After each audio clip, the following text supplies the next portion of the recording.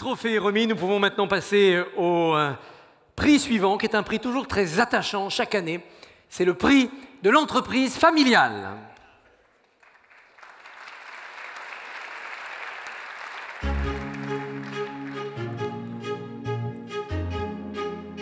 Et oui, le prix de l'entreprise familiale, parce que voir l'avenir, c'est bien, anticiper demain, c'est formidable, mais l'entreprise, c'est aussi le passé, c'est la continuité, le changement dans la continuité, c'est le patrimoine, c'est la tradition, c'est la famille. Je vais demander pour remettre ce prix à Elisabeth Ducotet, présidente de Tuan et coprésidente du METI, le mouvement des entreprises de taille intermédiaire, de nous rejoindre sur scène.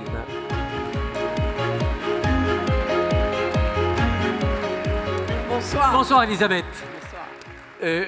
Rien n'a montré aucun message du METI sous le manteau, là. Il n'y a pas un t-shirt Il y a toujours des messages partout. Alors, quel est le message du METI ce soir, t-shirt ou non? Eh bien, le METI d'abord a changé de nom et nous étions l'ASMEP ETI. Et au mois de juin, nous nous sommes dit, dans le fond, prenons un nom qui est plus simple et dans lequel nous avons associé ETI, c'est-à-dire le nom de nos ETI, entreprises de taille intermédiaire.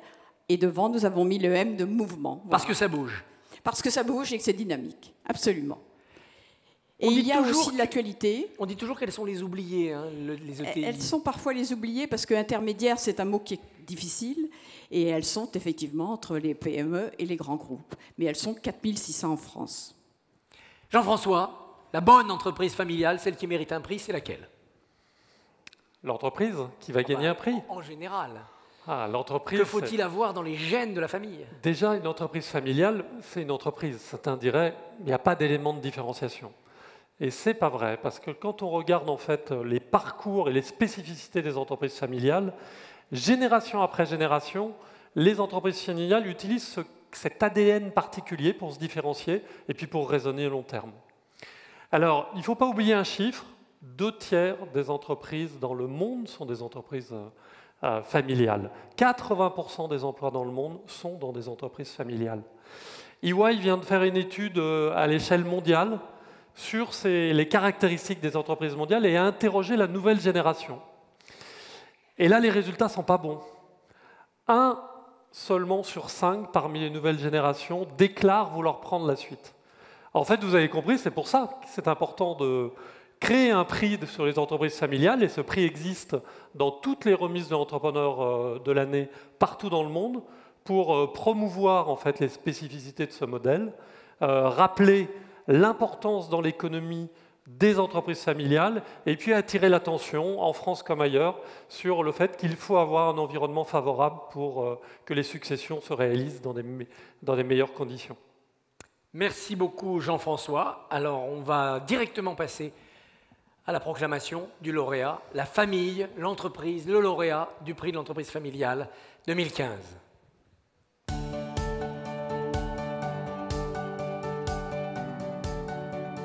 Et alors, on va pouvoir dire que le prix de l'entreprise familiale est décerné cette année à Laurent Burel, président-directeur général de Plastic Omnium.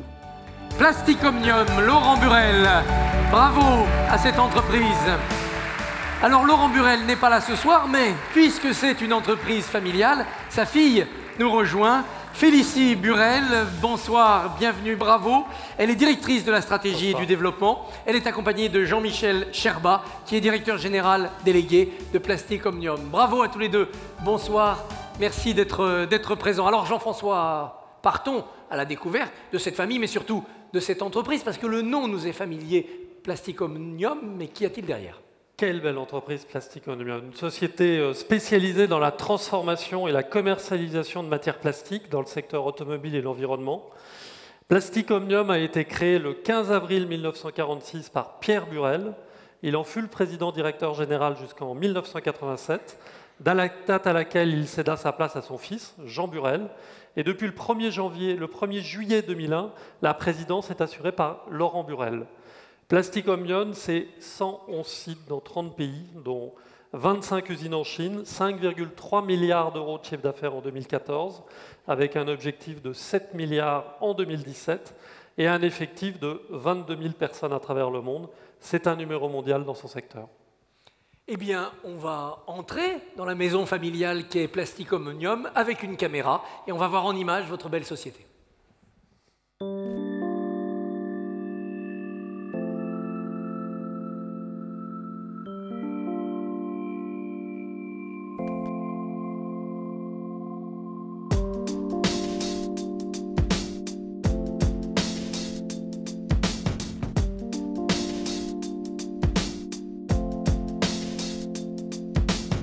Plastic Omnium est une entreprise industrielle, mondiale, globale, qui fera cette année un petit 6 milliards d'euros de chiffre d'affaires avec 25 000 personnes dans 30 pays, qui est principalement à plus de 90% un équipementier automobile et un prestataire de services dans les collectivités locales. Plastic Omnium, c'est une aventure industrielle pour servir les clients automobiles en deux grandes fonctions qui sont les pièces extérieures de carrosserie peintes ou pas peintes, des pare-chocs, des portes, des ailes, des caisses, des châssis, ou des systèmes à combustible, des systèmes à carburant pour délivrer l'essence au moteur.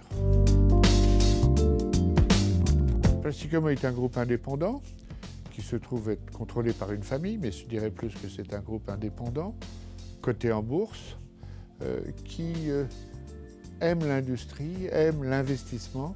Cet investissement nous protège, nous permet d'innover, nous permet de créer des nouveaux produits, nous permet de livrer de la qualité dans le monde entier auprès de 45 constructeurs automobiles différents.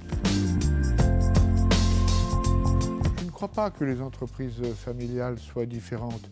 D'ailleurs, il ne faut pas qu'elles le soient. Les entreprises familiales ont un actionnariat très identifié. En cela, ils sont familiaux. Mais on peut avoir des entreprises avec un actionnariat très identifié qui ne soit pas forcément familial. Si nous savons trouver les bonnes idées, les bons produits, et que nous savons investir à bon escient dans les bons pays, en embauchant et en gardant et en motivant les bonnes personnes, je crois que notre potentiel de croissance est très important. Cet ensemble est un ensemble indépendant.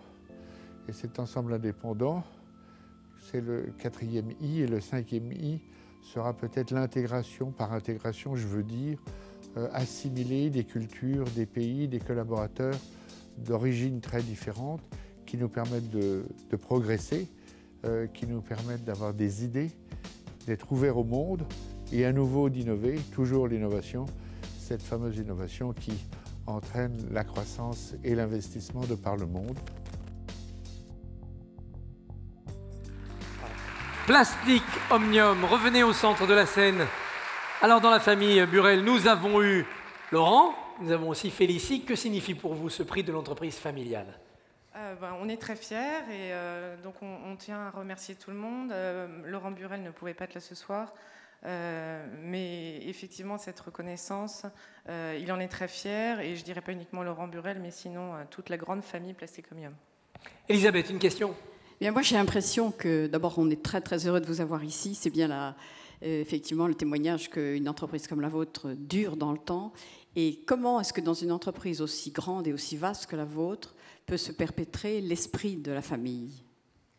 Alors, un premier mot peut-être, je laisserai Jean-Michel Gerba continuer, mais je pense qu'on l'a entendu dans pas mal d'entretiens et de personnes qui étaient là ici avant, le mot humilité est très important, et finalement c'est un état d'esprit, comme l'a décrit Laurent Burel, c'est pas uniquement attaché à une famille, mais à cette capacité à se remettre en question tous les jours. Jean-Michel Gerba. Je vais répondre de façon très humble et je vous promets qu'à la fin, je n'enlèverai pas ma veste et ma chemise parce qu'à la place de O2, ça sera écrit OP, je ressemblerai à une poubelle. Et il y a des cultures d'entreprise très différentes dans notre pays.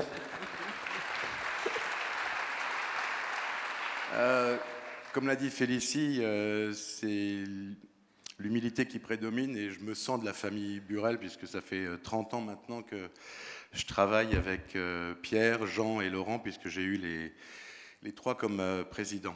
Alors, qu'est-ce qui fait une dimension familiale? Je dirais c'est d'abord les valeurs. Des valeurs qui ont été transmises, comme il a été dit, par seulement 3 présidents en 70 ans. Pierre le fondateur, Jean, puis Laurent. Dans ces valeurs, la première, c'est le respect d'autrui. Le respect d'autrui, ça veut dire le respect des employés, mais aussi le respect des chefs. Et puis, dans un monde de plus en plus mondial, on a 25 000 collaborateurs dans 30 pays. Il est important pour nous que la morale soit au-dessus de la loi. Il y a des pays où on a le droit de faire dormir les ouvriers dans des conteneurs sur des parkings. Ça, on n'a pas le droit de le faire. On n'a pas le droit. Et je dirais, pour concrétiser ce respect d'autrui, à chaque comité de direction, quand on démarre la réunion, les premiers indicateurs que nous suivons sont les indicateurs de sécurité. Et aujourd'hui, beaucoup de gens nous flattent sur l'augmentation de notre capitalisation boursière de 500% en 5 ans. Mais l'indicateur dont nous sommes le plus fiers, c'est le taux d'accident qui, lui, a été divisé par 10. Alors ensuite, vous parliez de la famille, Laurent Burelle parlait de l'indépendance. Ce qui me semble important, c'est de comprendre comment un groupe de 6 milliards d'euros, qui a des perspectives de croissance extrêmement fortes, on a parlé de 7 milliards et je ne vous parlerai pas du futur, puisqu'on a des ambitions encore plus grandes, comment est-ce qu'on va faire pour rester libre et indépendant dans le futur? Alors, la première chose, c'est qu'il ne faut pas que notre volonté d'indépendance freine notre croissance. Si c'est le cas, on ne sera plus indépendant et nous n'existerons plus. C'est clair. Ça veut dire quoi? Ça veut dire que, contrairement à certaines startups, il faut qu'on gère aussi notre business par le bilan, pas uniquement par le compte de résultat. On meurt de l'absence de liquidité, on ne meurt pas tout de suite des pertes de son compte d'exploitation. Et donc ça veut dire qu'il y a une règle chez Plastic Omnium, c'est qu'on doit dégager chaque année des free cash flow positifs, non pas par la réduction des investissements, mais par une insatisfaction perpétuelle, maladive, génétique sur la performance en termes de qualité, de sécurité, d'industriel. Et c'est comme ça qu'on y arrive. Puis à la fin, bon, on peut avoir des valeurs, on peut être un très bon manager, mais il faut avoir des idées, et des bonnes idées. Et donc c'est la technologie qui prime. Ce qui va se passer dans l'automobile dans les 5 à 10 ans qui viennent va être 1000 fois plus important que ce qui s'est passé les 50 dernières années. Et donc, il faut qu'on soit là. Imaginez, dans 2040, la voiture sera bourrée de sensors, donc elle n'aura plus besoin de pare-choc. On a le numéro 1 des pare-chocs. Chauffeur non plus, elle roulera toute seule. Seule. Mais elle n'aura plus de pare-choc, on a le numéro 1 des pare-chocs. Elle sera électrique, on a le numéro 1 des systèmes à carburant. Et elle sera 3D printée. On a 2 milliards de chaînes d'injection, de presse, de chaînes de peinture. Et ça, je trouve ça vachement challenging pour nous. Merci beaucoup. Elisabeth, vous allez pouvoir remettre le trophée à Félicie et à Jean-Michel. Voilà, une entreprise familiale, mais on voit quand même que quand il s'agit de parler de l'activité, tout de suite derrière la famille, c'est l'esprit d'entreprise qui est là. Hein, avec cette capacité d'anticiper les défis, c'est vrai, les révolutions qui sont devant, c'est des merveilleux challenges. Vous pouvez regagner la coulisse et nous allons nous prendre en photo pour immortaliser cela. Eh bien, s'il n'y a plus de pare-choc aux voitures, j'en connais qui, pour faire des créneaux, ont intérêt à avoir de bonnes technologies. Allez, nous arrivons dans la dernière séquence du prix. Les 2 prix principaux, les prix généraux, les entrepreneurs de l'année 2015 dans les 2 secteurs, start-up et l'entreprise classique.